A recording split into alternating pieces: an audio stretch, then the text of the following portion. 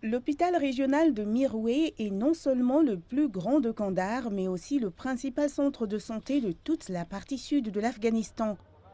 Avec seulement 650 lits et environ 800 travailleurs de la santé, il fournit des services à environ 6 millions de personnes de 5 provinces voisines. Plus important encore, c'est gratuit pour les patients. À l'origine, cet hôpital a été construit pour 400 000 personnes à Kandahar, pas pour toute la région, mais pour le moment, avec la même infrastructure, nous fournissons des services à beaucoup plus de personnes.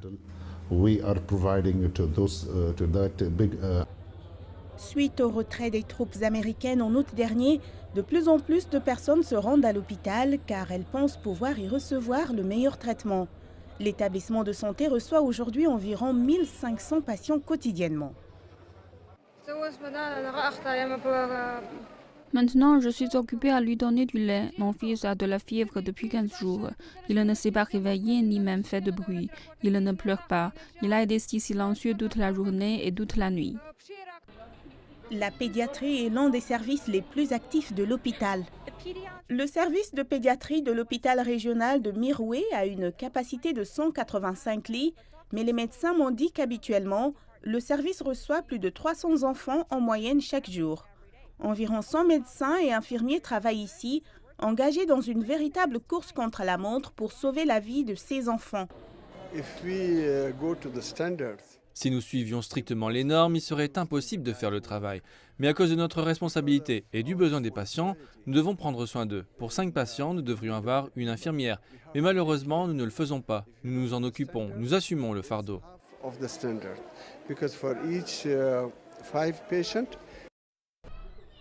L'hôpital dépend de l'aide humanitaire pour les médecins, l'équipement et les salaires des médecins. Les milliards d'avoirs afghans gelés par les États-Unis et l'Europe ont rendu les choses encore plus difficiles.